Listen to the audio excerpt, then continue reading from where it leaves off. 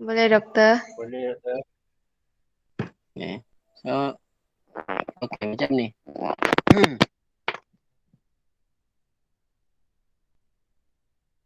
Hari ini kita akan bincangkan tentang um, isu yang berkaitan dengan pentaksiran akhir.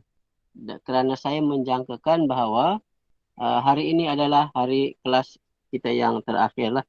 Minggu yang ke-13 ni supaya saya berikan 1 minggu ruang untuk tuan-tuan dan puan-puan saudara-saudari untuk mengulang kaji lebih banyak benda dan juga memperbaiki beberapa perkara yang patut nanti kita akan sebutkan.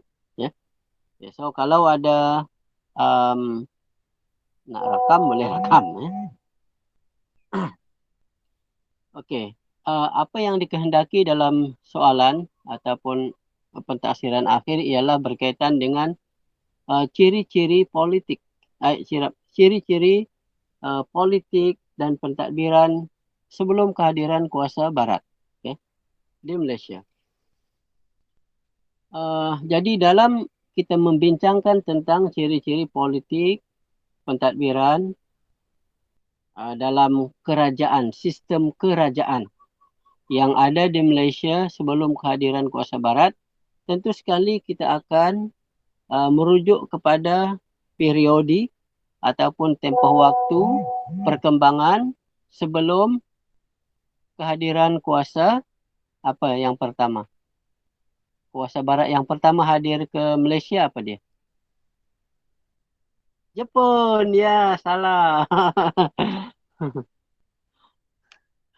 Apa dia kuasa barat yang mula-mula hadir ke Malaysia, bosku? Portugis. Ya benar, okey. Jadi maknanya perbincangan kita akan menjurus kepada perkembangan yang berlaku dalam sistem berkerajaan atau sistem berpolitik di Malaysia sebelum 1511. Okey. Jadi tuan-tuan dan puan-puan jelas kat situ ya. Walaupun kita tahu bahawa sebahagian daripada ciri-ciri yang dimiliki oleh ini saya open kamera ke tak? Oh, kamera saya tiba-tiba saja mengkarak kata. Ada masalah. Walaupun ada beberapa ciri pentadbiran dalam kerajaan sebelum kehadiran kuasa barat itu diteruskan dalam sistem berkerajaan, terutamanya sistem kerajaan tradisional di Malaysia selepas kehadiran Portugis, tetapi kita akan menjurus kepada apa yang berlaku sebelum kehadiran kuasa barat. Ya. Jadi sebelum kehadiran kuasa barat, apakah pengaruh asing yang menjadi sebahagian besar dalam sistem berkerajaan di Malaysia? Mula-mula sekali kita akan menemui tentang unsur pentadbiran ataupun pengurusan atau tata kelola kerajaan atau berkerajaan yang diwarisi daripada sistem yang kita perolehi semenjak daripada kewujudan politi awal di Malaysia. Kejap lagi saya akan terangkan. Politi, ya. P-O-L-I-T-I, ya. Bukan politik, politi. Okey. Kemudian selepas itu sistem berkerajaan kita mendapat pengaruh daripada sistem yang diceduk daripada kosmologi Hindu. Maknanya ada unsur ataupun pengaruh daripada tamadun kebudayaan India.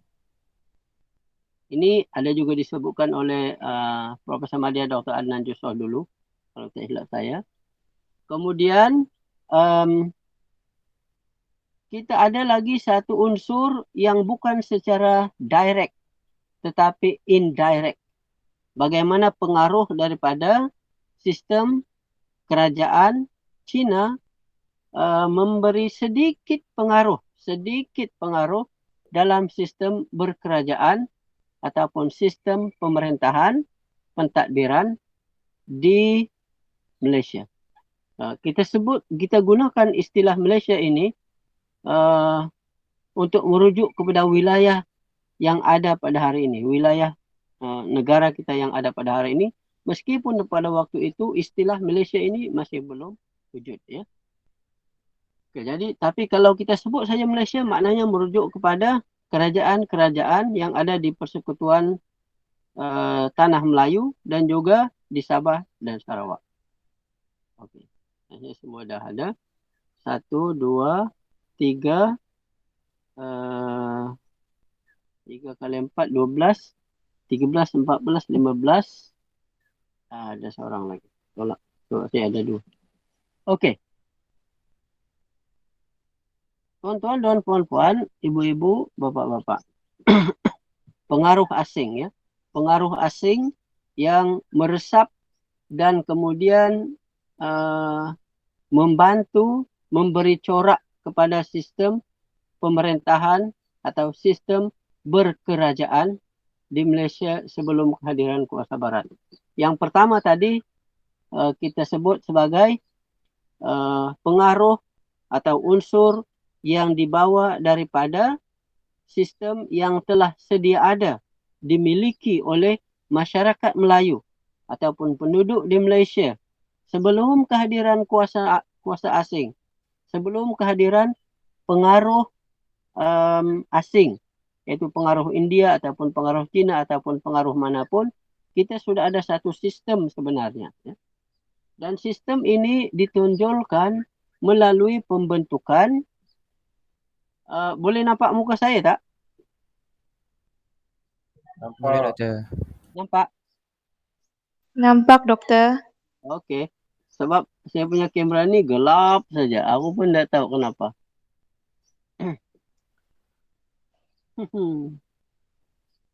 Okay. Mana tadi, ya? Sistem yang sudah ada, sedia ada, yang telah pun dimiliki oleh masyarakat Malaysia sebelum kehadiran dan ini pun jelas kelihatan semenjak daripada zaman proto sejarah. Okay. Zaman proto sejarah iaitu seawal abad pertama kurun pertama Masihi, apabila munculnya beberapa politi, ya. Politi yang bermula daripada Funan yang terdapat di Cambodia ataupun di di selatan semenanjung Indochina, tetapi pengaruhnya sampai ke wilayah yang sekarang kita sebut sebagai semenanjung Tanah Melayu. Tetapi kita taklah pergi menyentuh banyak di sana, tapi kita terus pergi kepada politi-politi yang telah wujud di semenanjung Tanah Melayu semenjak daripada zaman protosejarah ataupun awal abad Masih. Antaranya ialah politi seperti Kedah Tua yang selalu kita dengar ataupun disebut dalam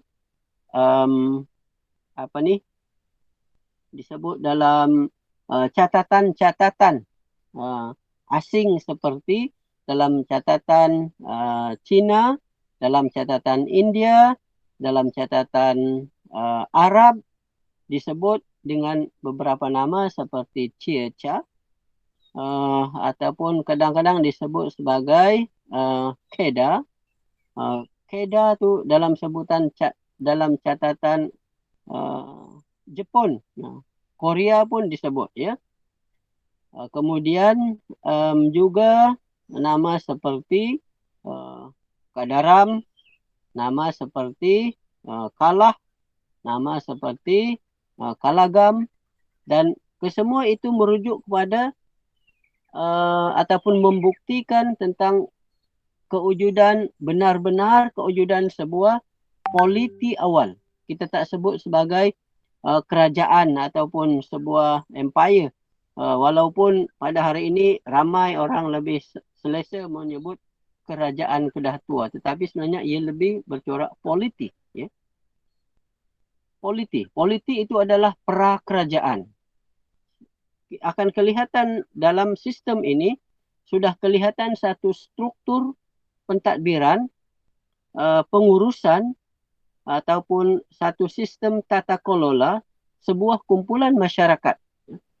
Sebuah kumpulan masyarakat yang mempunyai strata, mempunyai pelbagai aktiviti yang support ataupun menyokong kepada kelangsungan kewujudan sebuah komuniti yang besar. Apa dia benda yang support ataupun menyokong kepada kelangsungan sesebuah komuniti ataupun sebuah unit politik yang kecil. Selalu juga disebut unit politik ini ataupun politik ini selalu juga disebut oleh pengkaji-pengkaji sejarah kemudian sebagai chiefdom. Ya? Bukan kingdom, tetapi chiefdom. Kenapa chiefdom? Chief. Hello, chief. Contoh. Chiefdom ini merujuk kepada sistem kesukuan. Ketua satu suku, satu kumpulan suku atau satu kumpulan masyarakat yang masih belum ada satu sistem kerajaan yang jelas, tetapi tentu sekali mereka mempunyai pengurusan satu kumpulan masyarakat itu. Ya. Sebab kenapa bila sistem berkerajaan ataupun kingdom ini mula wujud apabila ada raja. Apabila ada raja yang jelas, kemudian raja itu telah dilegitimate, nanti kita akan lihat nanti benda ini dalam apabila kita melihat tentang pengaruh daripada kosmologi Hindu daripada India, yes, itu yang mengangkat taraf pemimpin ataupun ketua pemerintah yang ada di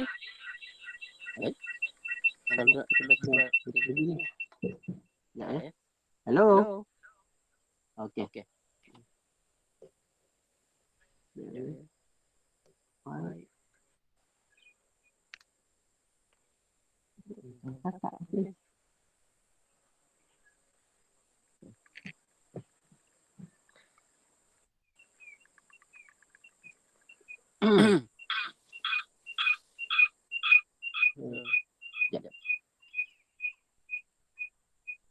Hello, boleh dengar suara saya? Kurang jelas. Yang ni dah boleh saya dah tutup. Kejap. Ada masalah sebab saya pasang dua devices. Cuba aku pergi jauh sana sikit. Okey. Biarlah. Dia bergema tu. Bergema sekejap sebab saya tak ada. Kalau saya nak tutup ni, takut tiba-tiba tak ada. Ya. Okey, sekarang boleh dengar? Boleh dah tu. Alamak, saya pula tak dengar suara kamu. Ini masalah ni. Sekejap. Saya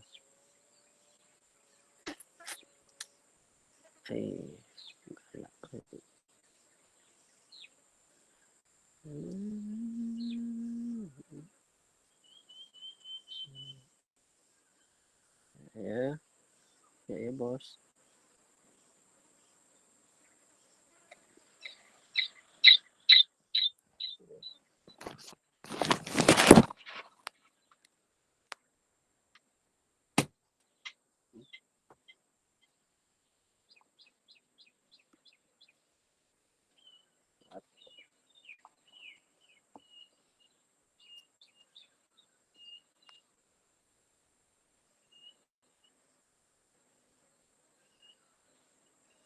Okey.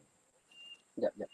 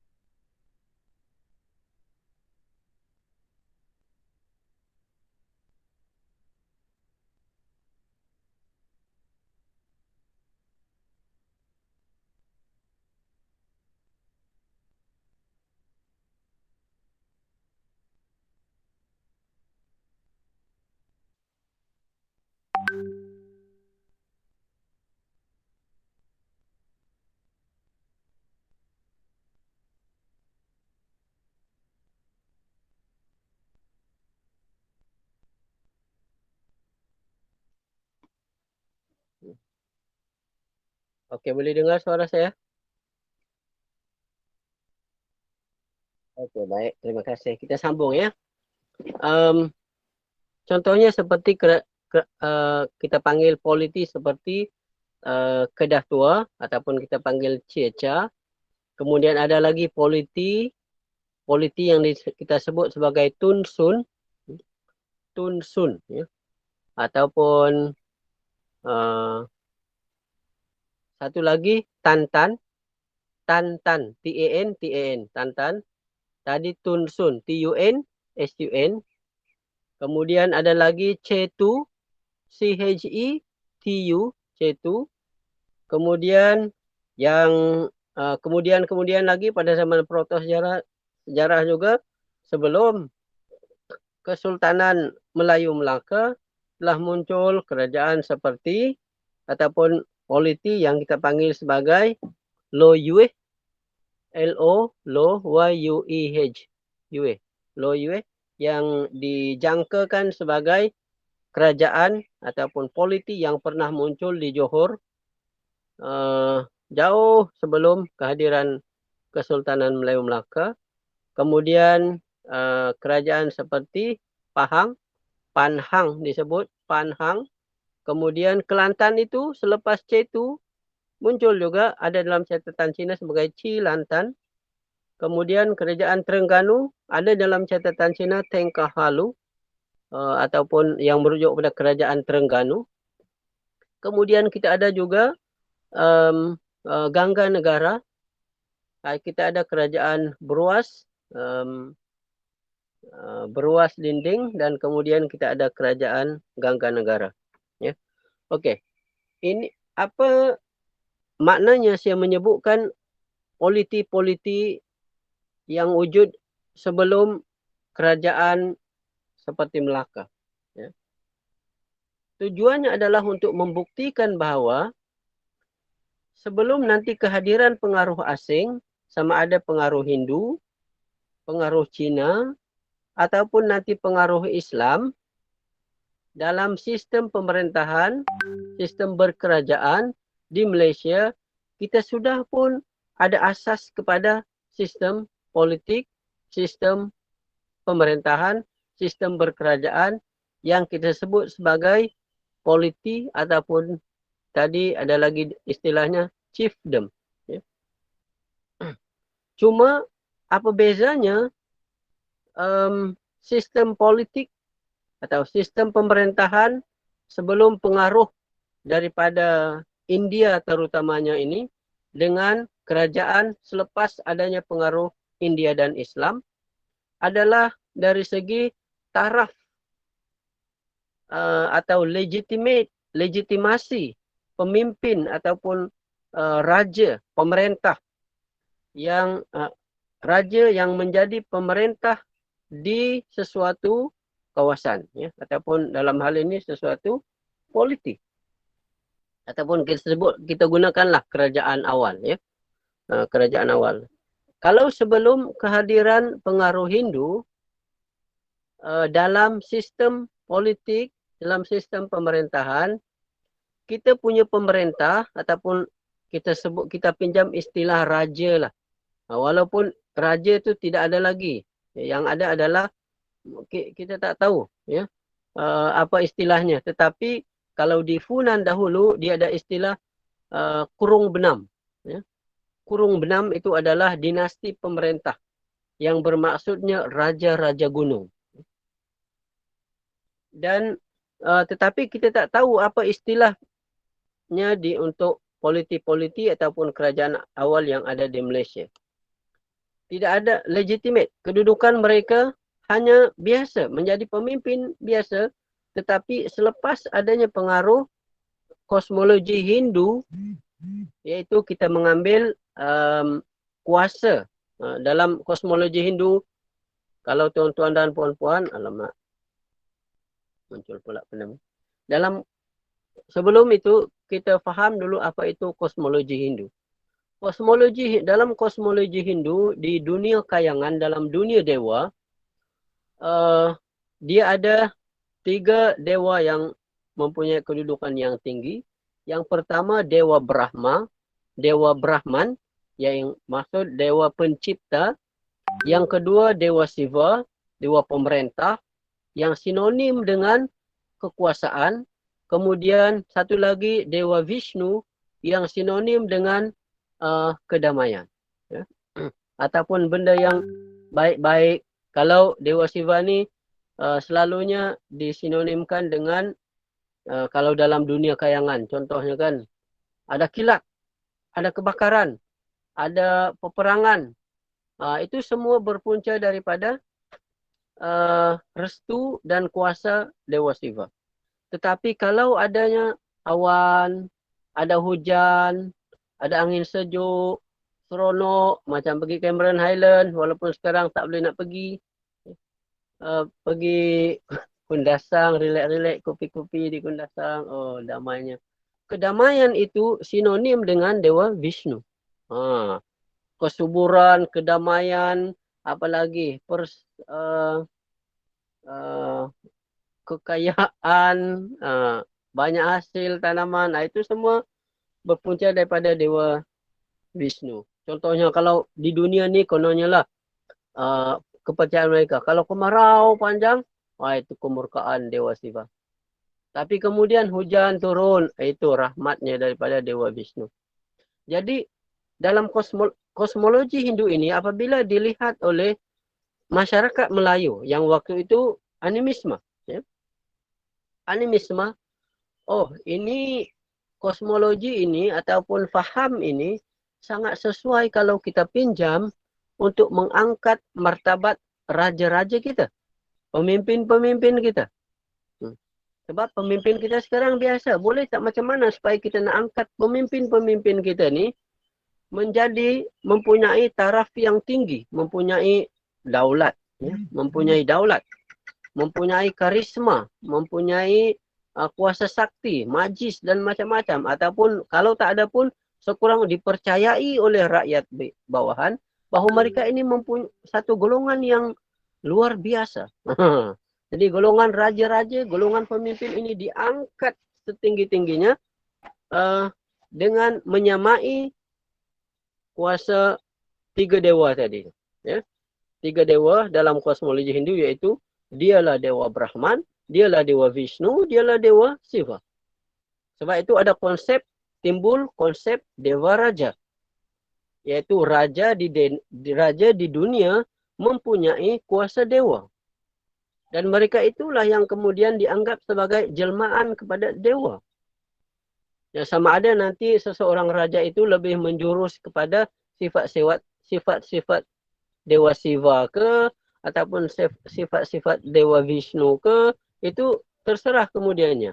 Sebab kadang-kadang pemerintah ni dia lebih cenderung kepada, contohnya dia nak luaskan kekuasaan kerajaan ini. Kita mesti kuatkan ketenteraan, takluk kawasan-kawasan yang sekitar kita. Itu adalah ciri-ciri Dewa Siva.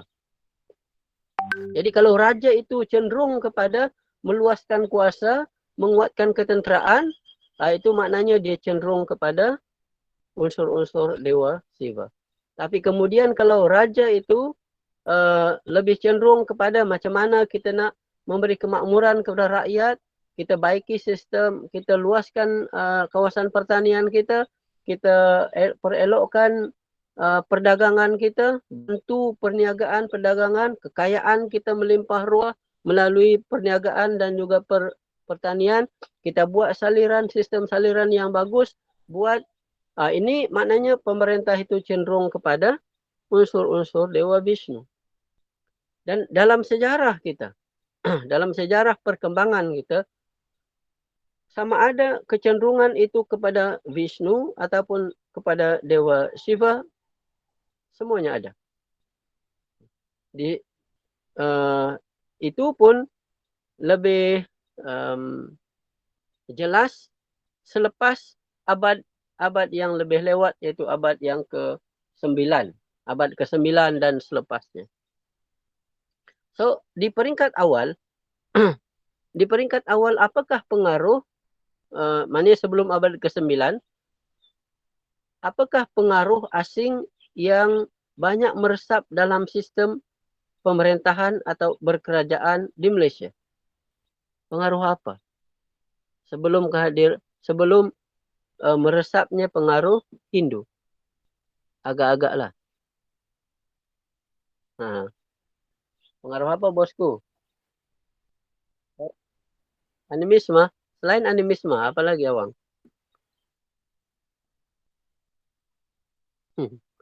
Buddha, bos. Buddha. Pengaruh Buddha. Ya. Jadi pengaruh ajaran Buddha. Dan ini jelas bukti-bukti sejarahnya. Ya. Semenjak daripada abad keempat Masehi, apabila telah dijumpai beberapa unsur pengaruh Buddha terhadap kerajaan awal ataupun politi awal Kedah.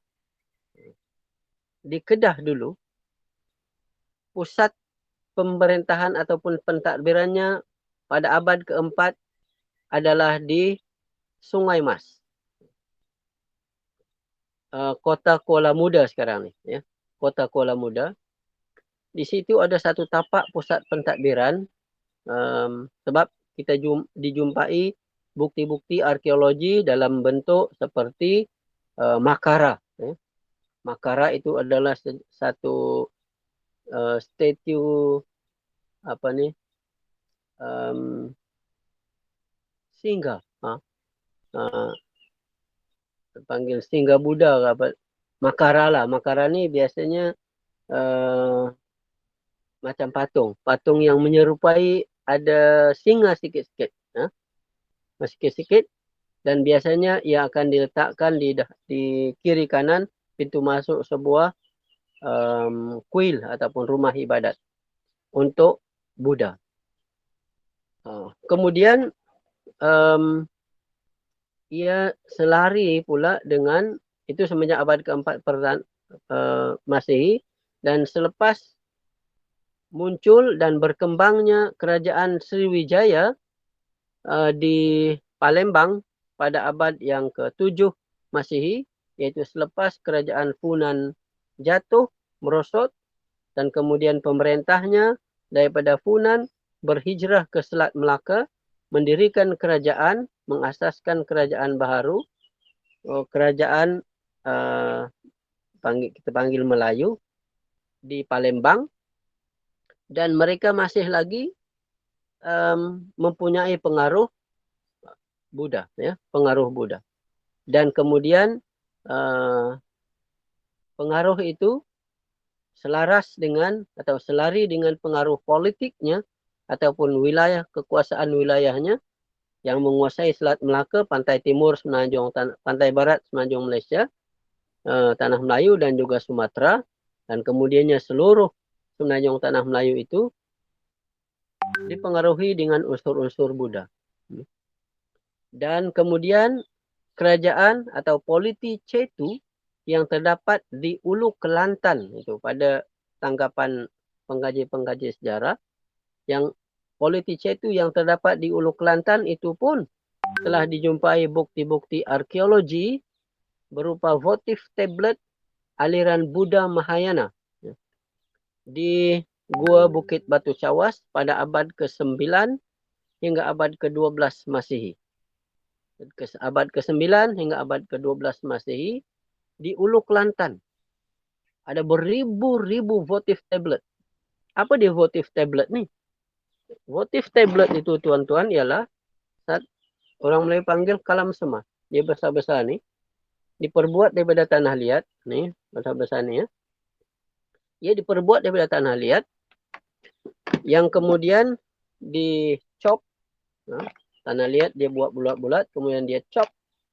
Bila seseorang penganut Buddha meninggal, kemudian ia dibakar. Kemudian abu mayatnya, selepas dibuatkan votif tablet ini daripada tanah liat ini, dia akan dicop dengan mantra Buddha, kadang-kadang juga mantra posisi Buddha tertentu, dan kemudian abu itu dia akan taburkan di sini, lepas itu dia simpan dalam satu lubang gua. satu lubang gua yang panggil Gua Bukit Batu Cawas di Ulu Kelantan. Ya.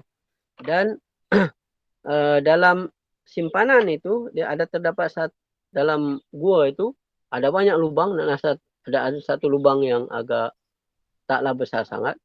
Tetapi very special, terdapat lebih kurang 10 kaki daripada lantai gua.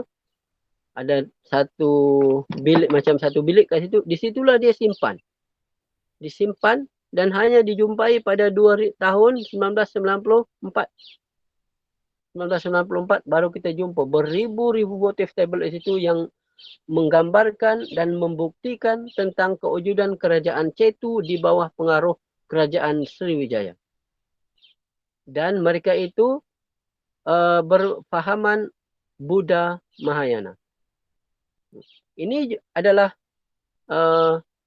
bukti yang jelas menunjukkan sebelum kehadiran pengaruh Hindu.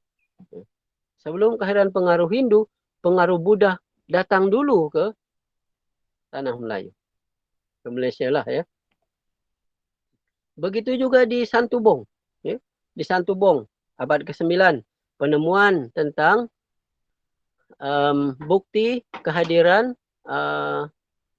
Buddha Hindu animisme. Sebab di sana agak berbeza sedikit. Sebab ada bukti-bukti pemujaan tantrik. Tantrik, apa dia pula tantrik ya? Tantrik ini adalah gabungan. Masyarakat menggabungkan unsur-unsur Hindu, unsur-unsur Buddha, unsur-unsur animisme dalam kepercayaan dan kemudian amalan harian mereka. Itu tantrik. Sebab tu kalau ada istilah, kenapa tantrik? Tantrik ni yang kemudian menghasilkan Tantrayana. Ya. Buddha itu kan ada dua aliran besar Buddha, iaitu satu Buddha Hinayana, satu Buddha Mahayana. Okay. Buddha Hinayana itu selalu disinonimkan dengan Buddha Hinayana Sinhala. Dan kemudian kadang-kadang disebut Buddha Hinayana Sinhala Tantrayana. Ya.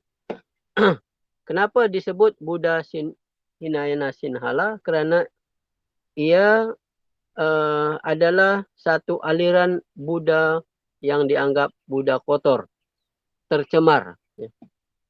Ajaran Buddha yang tercemar dan berkembang dengan baik ke Asia Tenggara dan sebelum itu di Ceylon ataupun Sri Lanka yang disebut sebagai Sinhalese ya. Ataupun Sinhala.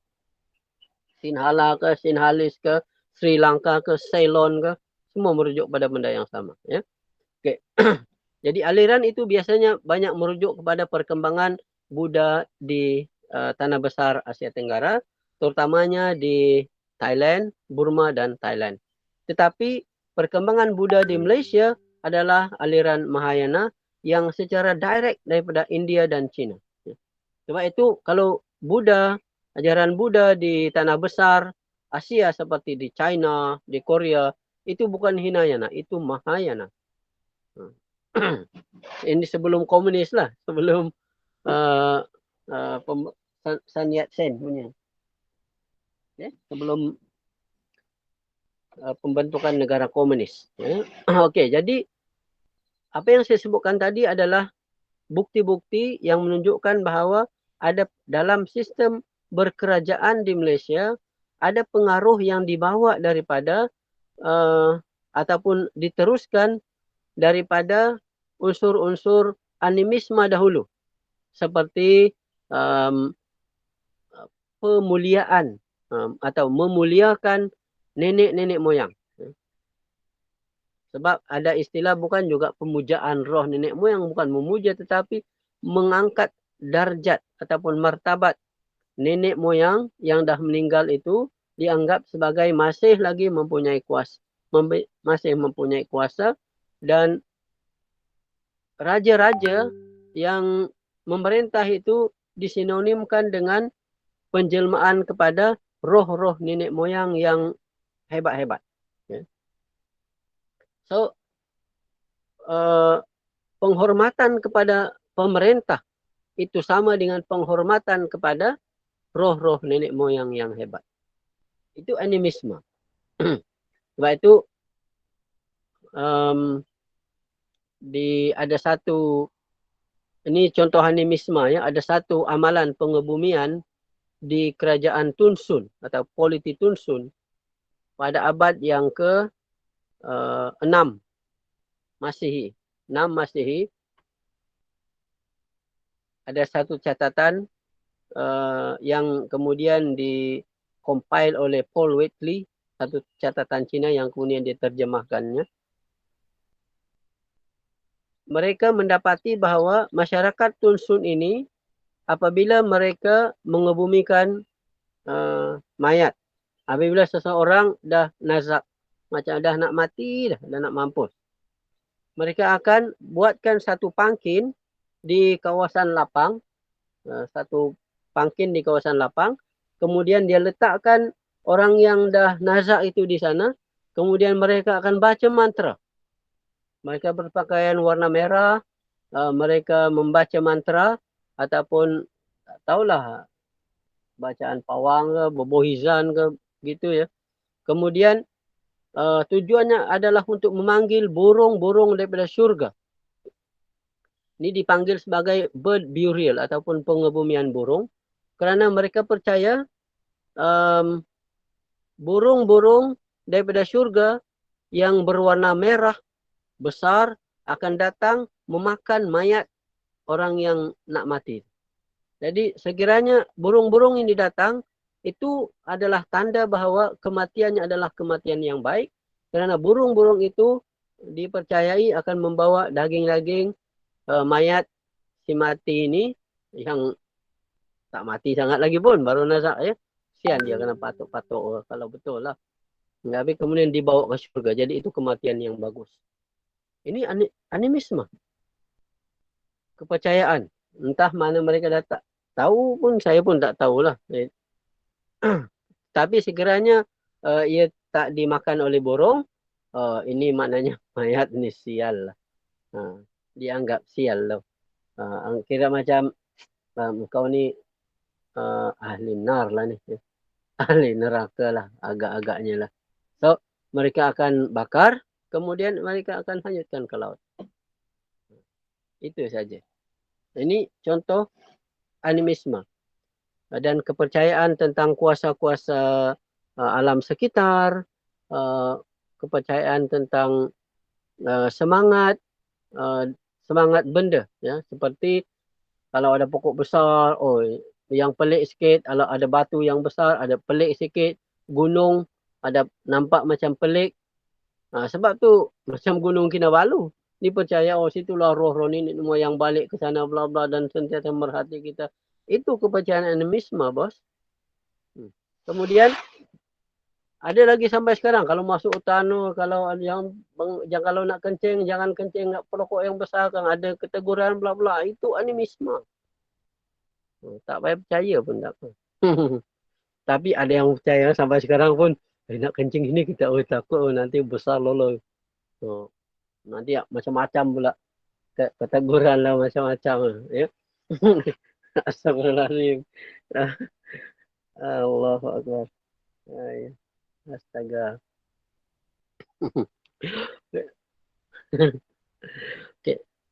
Okey. Jadi sebelum Hindu ada pengaruh Buddha dalam yang kemudiannya macam Buddha Mahayana ni saya nak kisahkan sikit ya. Buddha Mahayana ni dari mana sebenarnya ada datang ataupun asal usul doktrin Buddha Mahayana Buddha ni. Buddha ni sebelum dia pecah kepada Buddha Mahayana, Buddha Hinayana, satu Buddha je. Ajaran oleh pengasalnya Gautama Buddha. Okey, kemudian ini kerana mereka adalah aliran yang tak setuju dengan sistem kasta. Sistem kasta di India yang kalau kan sistem kasta itu golongan Brahmin, Ksatria, Vaishya, Sudra. kemudian golongan sudra ni diciptakan khas untuk menjadi abdi ataupun hamba, berkhidmat untuk Brahmin, berkhidmat untuk Vaisya, untuk kasta-kasta yang atas. Oh, lahir-lahir saja dah jadi kasta rendah. Oh, ini tidak adil. Macam Piramli. Ini tidak adil. Golongan yang kemudian cara untuk nak apa ni moksha, atau cara untuk mencapai nirvana ataupun moksha ni bebas daripada dosa, bebas daripada kesalahan, dan bebas daripada kelahiran semula. Sebab selagi ada dosa, ada kesalahan sekecil manapun, itu maknanya kau perlu lahir sekali lagi untuk menebus kesalahan-kesalahan itu. Kemudian dalam kelahiran yang baru itu, kalau kau masih lagi melakukan dosa, oh masih lagi boleh kena lahir lagi, lahir lagi. Buddha dalam hal ini, ini macam tak adil, macam tak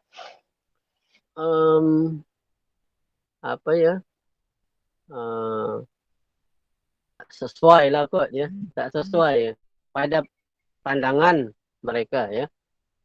Kemudian macam mana sebenarnya nak mencapai tahap nirvana ataupun tahap apa kita panggil tahap moksha, tahap yang bebas daripada kelahiran semula.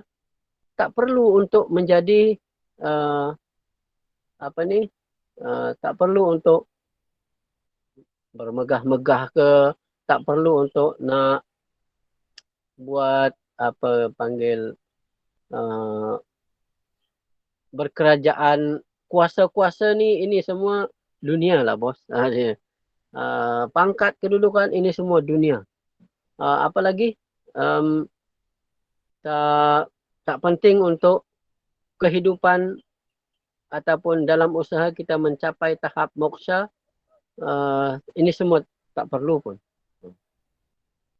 Baik kita mengembara, masuk dalam hutan, bermeditasi, kemudian membebaskan diri daripada segala bentuk kejahatan. Kang nanti kalau kita cakap-cakap ni, sikit-sikit Kang takut terbohong, takut termengumpat, takut termengata, takut terapa. Jadi lebih baik untuk ni kita tinggalkan semua benda ni. Untuk nak mengelakkan untuk nak mencapai tahap kita kebersihan, yang jiwa yang bagus, kita tinggalkan semua ni. Okay, so sebab tu perlu bermeditasi. Dalam falsafah India kan dia ada apa? Falsafah Buddha. 4 hakikat kebenaran. 4 hakikat kebenaran. Kehidupan adalah penderitaan. Apalagi ada, saya pun tak ingat lah. Tapi untuk nak keluar daripada penderitaan ini ada 8 cara. Dia panggil 8 jalan kebenaran Buddha. Jadi 8 jalan kebenaran Buddha ni seperti yang pertama, pertuturan mesti bagus. Pandangan mesti baik. Pendengaran mesti baik. Tindakan mesti baik. Apalagi dan salah satu macam mana nak jadikan semua tu baik adalah bermeditasi. Dan salah satu kaedah meditasi ialah yoga. Sebab itu kamu sendiri kosongkan minda, bla bla bla. Saya tak boleh nak kosong sebab macam-macam saya ingat. Saya kadang-kadang nak cuba yoga, begini duduk. Macam-macam ingat. Alamak, ini kerja tak siap lagi, ini lagi. Ini. Sebab itu dalam kan, tapi itu antara kaedahnya. Kaedah ya. Dalam ajaran agama Buddha. Jadi agama ini ataupun penganut-penganut ini tak setuju dengan sistem kasta, tak setuju dengan beberapa sistem dalam agama Hindu Jadi mereka mengasingkan diri, mereka membentuk kepercayaan sendiri dan kemudian ramai orang ikut. Ramai orang ikut.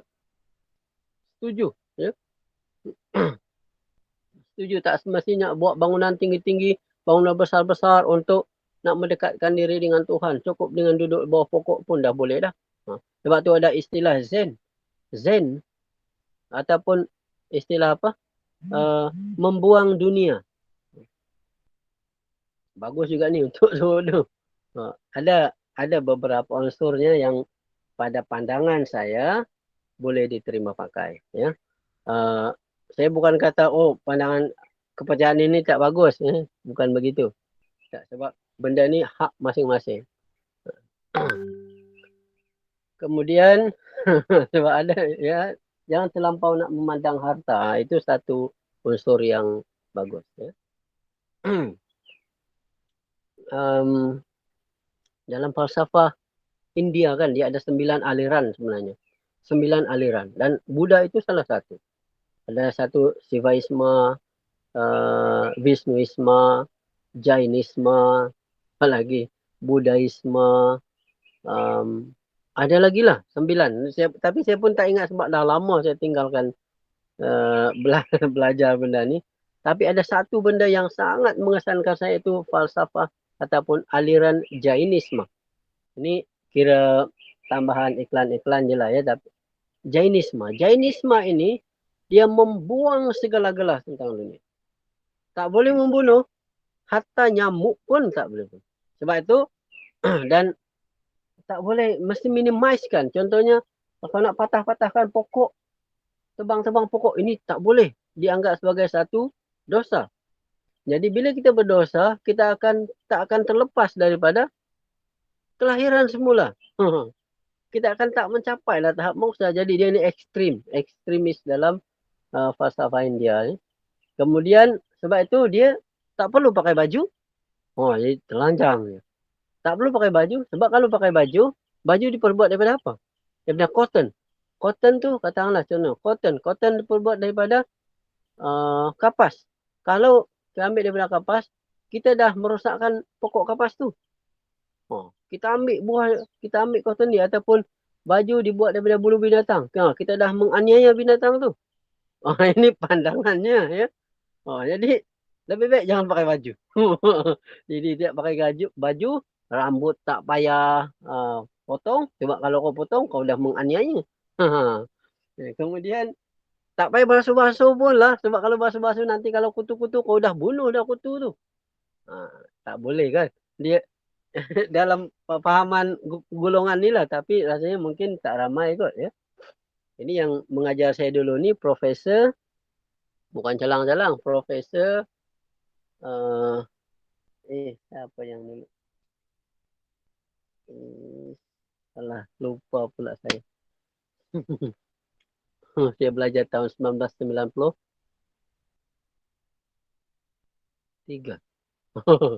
Falsafah India. Seronok juga tu. Mengimbau kembali. Okay, so selain daripada animisme, pengaruh iaitu pengaruh daripada sistem yang dikembangkan sejak dari zaman protosejarah. Kita ada pengaruh Buddha, kita ada pengaruh Hindu, dan sekarang kita ada pengaruh Cina. Pengaruh Cina ini tuan-tuan dan puan-puan adalah bukan secara direct. Bukan secara direct, iaitu bukannya kita copy apa sistem yang ada di Cina, tetapi dalam hal yang berkaitan dengan hubungan luar, hubungan politik. Hubungan politik kita ada hubungan politik dengan Cina. Sebelum pertengahan abad ke-19. Agak lewat tu. Abad ke-19 tu 1820-an, 1830-an. Kebanyakan hubungan perdagangan di tanah Melayu berkiblatkan Cina, bos. Cina, ya. Pedagang-pedagang hasil-hasil akan didagangkan ke Cina. Iya ke? Kenapa pula tak dijual ke Barat? Sebab itu Barat itu datang, kuasa-kuasa Barat selepas revolusi, revolusi perusahaan ataupun revolusi perindustrian, apabila kuasa-kuasa Barat datang ke tanah Melayu ataupun ke Malaysia dan campur tangan secara direct pada abad yang ke-19, barulah ada pengusaha-pengusaha seperti pelombong-pelombong tempatan di tanah Melayu mula menjual kepada saudagar-saudagar ataupun kapitalis Barat. Seperti Belanda, kemudian British,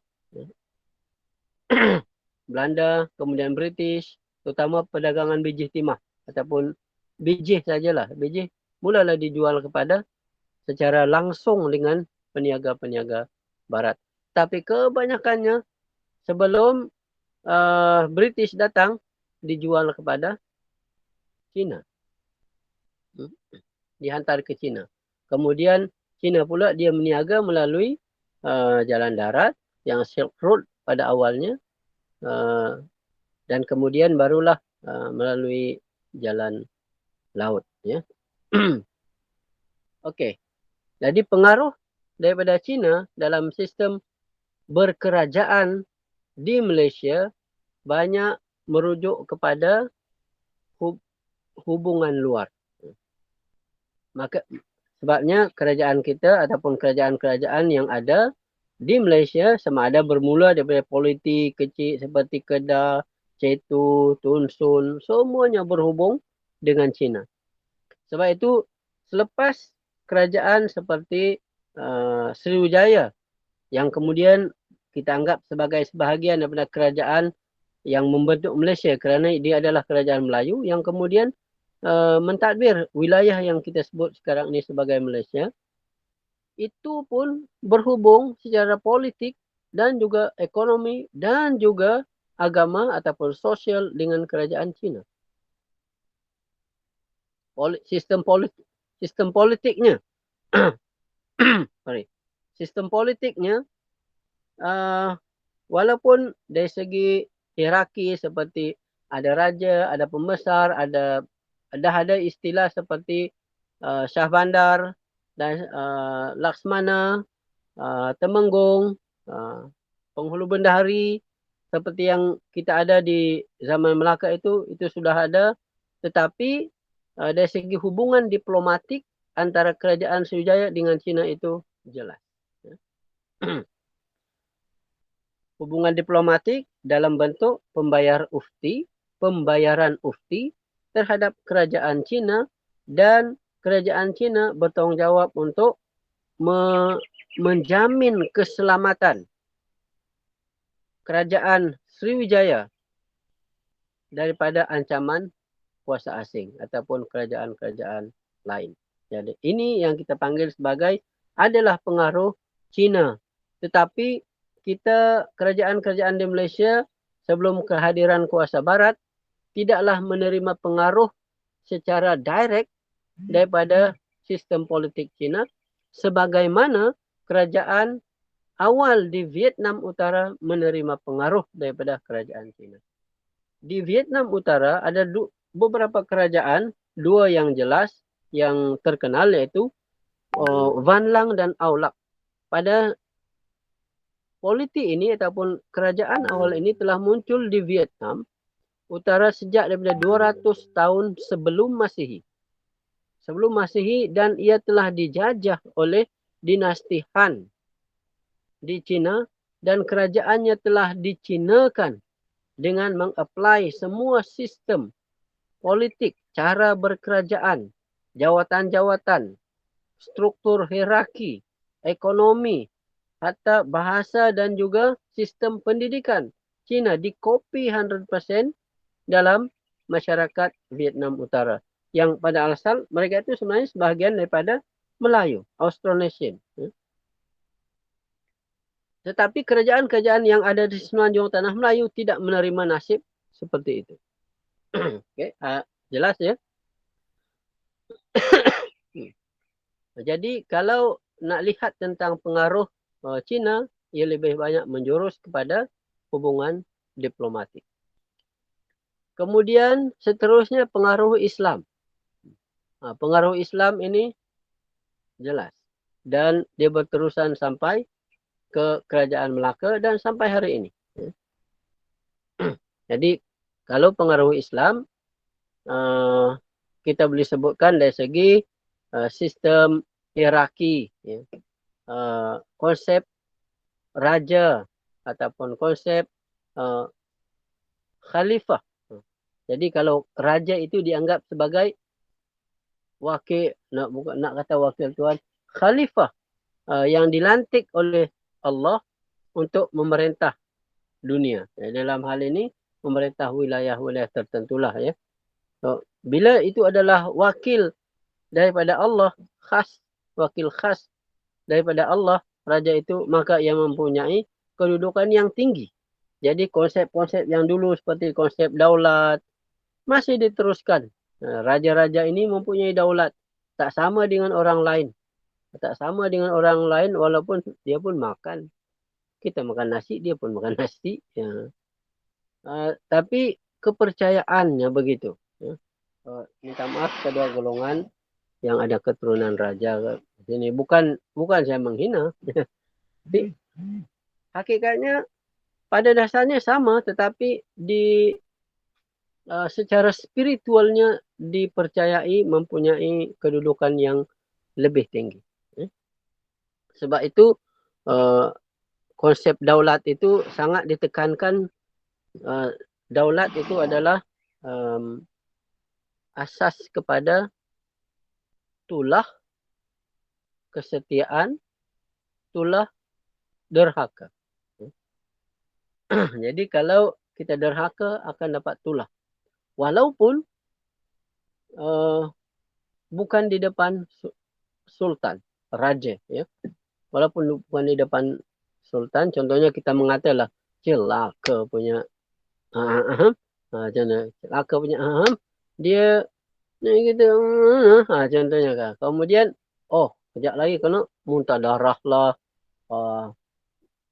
apa lagi, pergi ke sungai baham di buaya, semua ni percaya inilah tu. Tengok, ataupun jalan-jalan pop tersadung kaki jatuh tersembam, tengok itulah kau tadi mengata sana bla bla kan, itulah kena tulah. Itu kepercayaan contohnya lah ya. So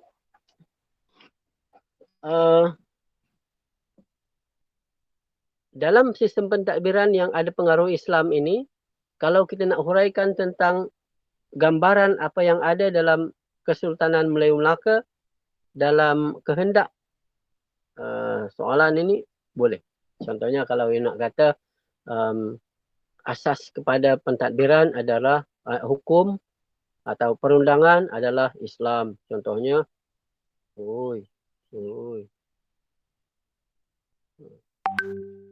undang-undang Islam ataupun hukum hakam Islam.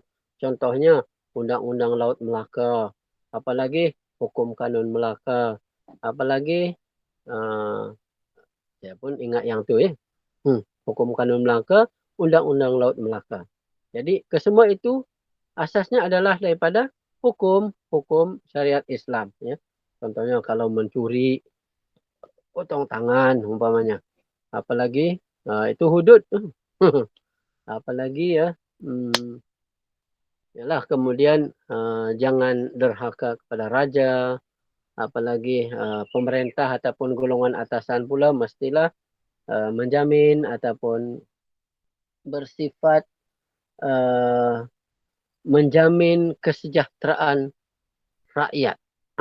Rakyat tau. Rakyat. Kemudian agama rasmi, agama Islam, apalagi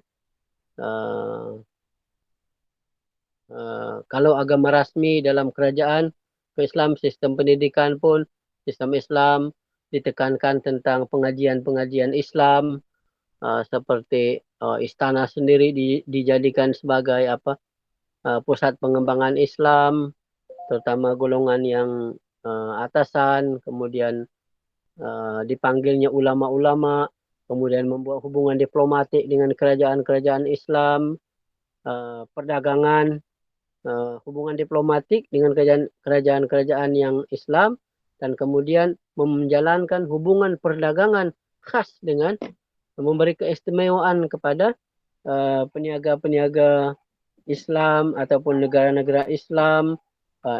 Ini yang kemudian menjadi amalan, dan tulisan Al-Quran dijadikan sebagai bahan pengajaran dalam masyarakat. Sistem tulisan menggunakan tulisan Jawi. Tulisan Jawi itu dikopi daripada Quran lah. Arab. Kemudian apa lagi? Ulama-ulama daripada yang beragama Islam. Tentulah kalau ulama beragama Islam. Ulama-ulama daripada Asia Barat ataupun daripada India, kerajaan-kerajaan Islam yang lain, ada usaha pentafsiran atau penterjemahan kitab-kitab agama Islam. Kesemua ini adalah ciri-ciri yang tuan-tuan boleh susun mengikut kelompok-kelompoknya. Contohnya dalam sistem pendidikan, pengurusan dalam sistem pendidikan, pengurusan dalam ekonomi, matawang, sistem matawang ya. Sistem matawang, nanti dalam matawang tu ada tulisan tentang raja-raja menggunakan tulisan Jawi dan sebagainya. Nah, kemudian apa lagi?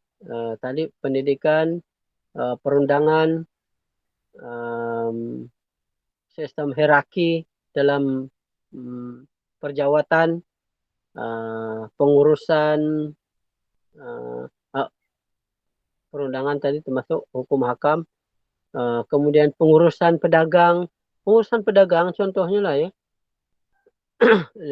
Kalau di dalam konteks Melaka dulu, peniaga-peniaga yang non Muslim daripada Cina, dia kelompokkan dalam satu wilayah kampung ya. Dalam satu kampung, ini untuk peniaga-peniaga Cina yang non Muslim, mereka dalam wilayah ini mereka ada otonomi. Contohnya kalau dalam Islam tak boleh minum arak, tak boleh berzina dan sebagainya, tapi dalam komuniti yang mereka saja, pedagang-pedagang daripada Cina yang non Muslim ini, di situ mereka nak makan babi boleh, mereka nak sebab mereka akan ada komuniti sebelum mereka duduk lama juga di Melaka tu sebelum patah balik sementara nak menunggu angin monsun kan. Kemudian mereka dibinakan rumah-rumah pelacuran. Itu ada dalam, kalau tuan-tuan mampu untuk melihat satu buku Kesultanan Melayu Melaka oleh Muhammad Yusuf Hashim, warna merun. Buku dia huraikan tentang masyarakat Melaka. Masyarakat Melaka pada abad ke-15, selain daripada, sebab nanti ada disebut tu tentang pengurusan masyarakat, dia tak rigid. Kalau walaupun dia kerajaan yang Islam ya, Melaka ni, tapi soal untuk yang non Muslim dia bagi kebebasan tapi dalam wilayah dia.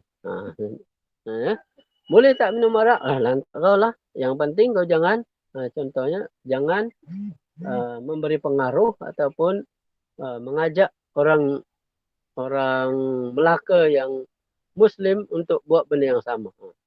Kemudian sebab disebut dalam tu ada rumah-rumah pelacur di dalam wilayah otonomi mereka. Mereka diberi. So, apa lagi? Pakaian, gelaran pun ada pengaruh ataupun unsur Islam. Ya. Itu semua tuan-tuan, kalau nak kata pengaruh Hindu dalam kosmologi tadi di peringkat awal, tetapi bukan bermakna selepas kehadiran pengaruh Islam maka pengaruh Hindu ini lenyap. Begitu juga dengan selepas kehadiran Islam bukan bermakna pengaruh animisme lenyap. Tidak. Ada yang diadaptasi, ada yang terus diamalkan, yang tak berapa bertentangan dengan syariat diteruskan, seperti apa? Warna kuning umpamanya. Kenapa warna kuning ya? Oh, ini sebenarnya ada cerita panjang tentang warna kuning ni. Tapi saya tak sebutlah kat sini. Warna kuning yang bawaan sejak daripada sebelum Islam, kemudian bila dah Islam hadir, warna kuning ke warna apa itu lantak tak tak berkaitan dengan akidah. Warna kuning ke warna merah ke no hal. Tak penting dalam syarak. Jadi walaupun bawaan daripada pengaruh Hindu ke sebelumnya, boleh pakai tak? Boleh, silakan terus. So, ini ada adat perkahwinan, maknanya itu bolehlah sebut kalau pengurusan dalam masyarakat ataupun rakyat bawahan. Ya. Dalam hal-hal lain seperti ekonomi, ini tak nampak sangat sebenarnya pengaruh daripada mana-mana faham. Ya. Mana-mana fahaman. Sama ada Hindu kan, sebabnya ekonomi ini, kau Hindu ke, kau Islam ke, kau tetap niaga. Kau Hindu ke, kau animisme ke, kau Buddha ke, kau Islam ke, kau Kristian ke, kau tetap berdagang. So, amalan-amalan seperti itu diteruskan. Yang ada pengaruh dengan jelas itu adalah kalau dalam sistem pendidikan, dalam sistem perjawatan, istilah-istilah dalam perjawatan, dalam sistem kehidupan seharian, yes itu ya. So saya fikir kalau kita melihat pengaruh-pengaruh sebelum meresapnya pengaruh Barat dalam sistem politik pentadbiran di Malaysia, itulah dia pengaruh bawaan daripada animisme sejak daripada zaman protosejarah, kemunculan politik-politik awal, kemudian pengaruh daripada Buddha, ada pengaruh daripada Hindu, dan kemudian ada pengaruh daripada Islam. Dan sebelum itu ada pengaruh daripada Cina. Pengaruh Cina dan pengaruh Islam. So, tuan-tuan dan puan-puan, saya rasa itu sebenarnya adalah jawapan kepada soalan. Bukan soalan itu jawapan pada soalan. Jadi tuan-tuan bolehlah nanti elaborate ataupun huraikan, kembangkan dengan lebih bagus. Ya. Saya buka soalan. Kalau ada nak tanya apa-apa.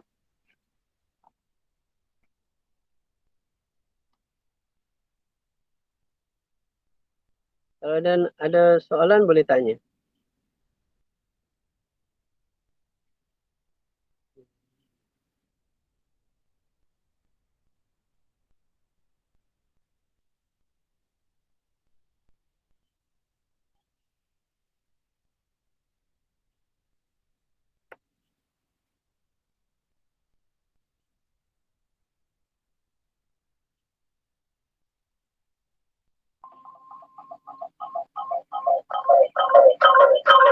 Ya, gemah.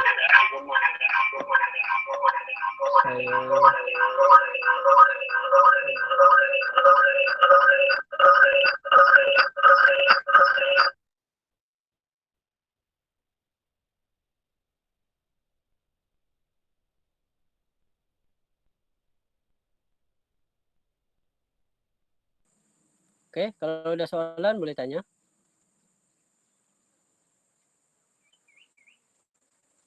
Okey, boleh tak 1, 2, 3, 4, 12, 11. Oh lah, Mak ada yang dah terkeluar. Okey, boleh tak kita buka kamera sekejap? Saya nak ambil kehadiran.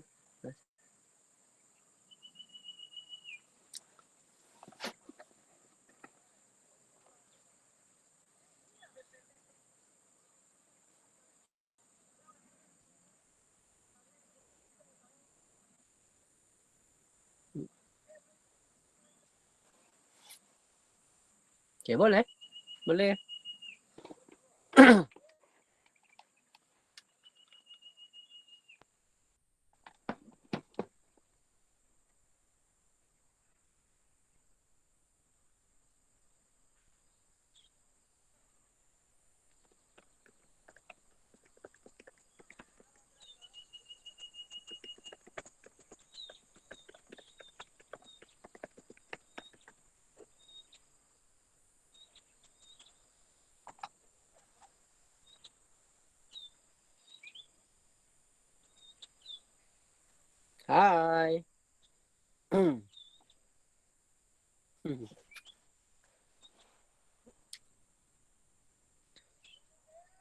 Ada lagi?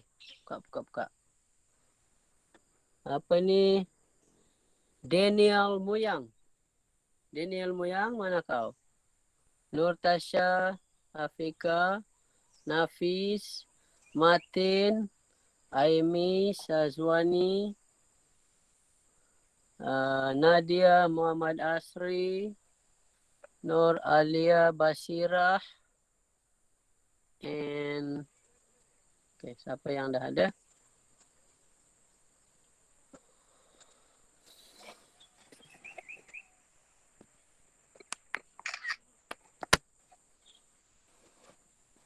Okay. 1, 2, 1, 2, 3, 4, 5, 6, 7. 1, 2, cheese. Okay, freestyle. 1, 2. Okay, thank you. Terima kasih bos. Okay, saya rasa tak ada soalan lah ya. So, saya assume tak ada soalan. InsyaAllah ini Doktor? adalah kelas. Doktor, Ya, Putra untuk Imadin. exam nanti dalam bentuk esei lah kan soalan dia? Ya, benar. Kalau boleh tahu maksimum berapa muka surat tu doktor? Kalau tak silap saya 20. 20, okey. 15 ke 20 halaman. Berapa soalan doktor? 1. Only Satu soalan. 1. 1 saja. Oh, kiranya satu soalan tu lepas tu kena elaborate sampai 20 muka surat lah? Yes, betul. Oh, Wow. okey. Benar bos. Senang je, kacang. Doktor, kalau Kemudian macam sebelum ni kan boleh letak gambar apa semua. So kalau yang ni pun sama lah boleh letak gambar juga? ya boleh. Okey. Boleh letak. Tapi jangan pula semua gambar.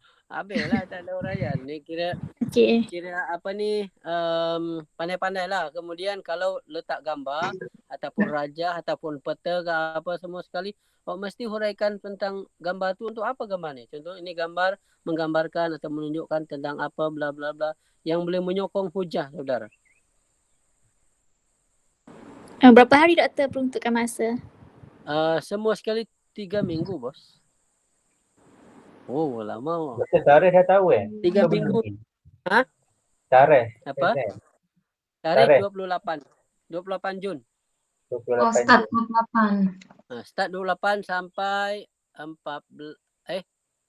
28 sampai 18. Oh. Doktor, Kalau kena tak letak silap rujukan ke? Yes, mesti. Nota kaki mesti ada, bibliografi mesti ada. Doktor yang Kena ikut Chicago format ke? Ya, betul. Boleh ke Chicago? Boleh lah. Chicago Bulls. APA lah doktor lagi senang. Ya, saya faham APA. Saya pun suka APA. Cuma di Jabatan Sejarah ni dia gunakan Chicago. Saya dulu buat PhD kat UKM pakai APA. Senang. Pelongan je kan. Tapi di Jabatan Sejarah UPSI ni dia ortodoks sikit.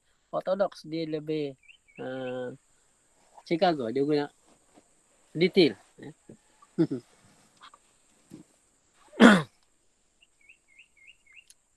Okay, ada lagi soalan?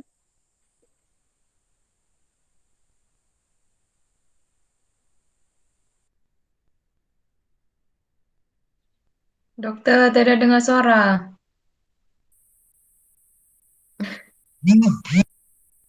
Doktor tak dengar.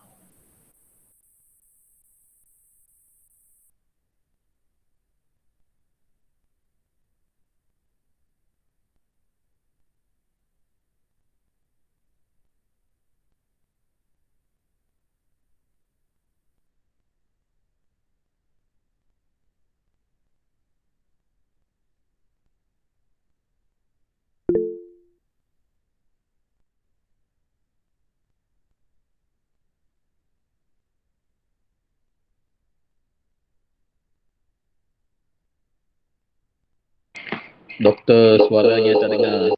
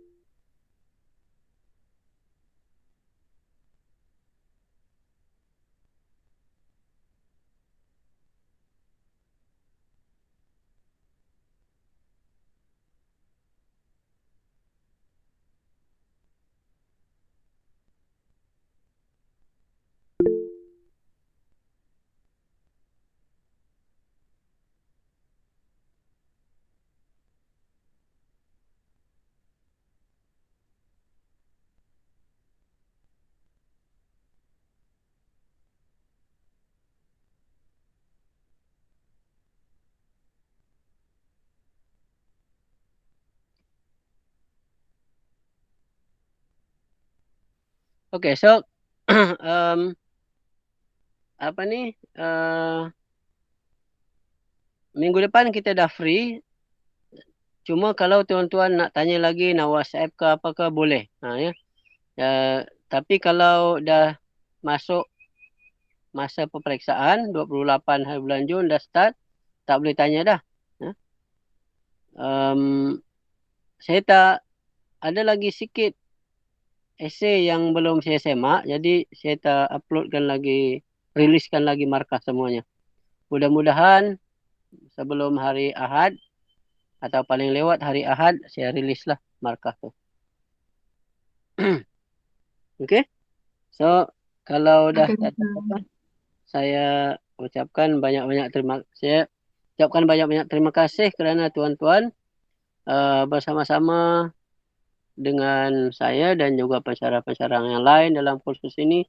Saya ucapkan selamat mujaya, dan sebelum itu saya nak mohon ampun dan maaf kerana saya sebenarnya rasa bersalah kerana tak dapat deliver dengan baik tau. Dengan kaedah seperti ini saya tak mampu nak sampaikan ilmu dengan bagus, ya.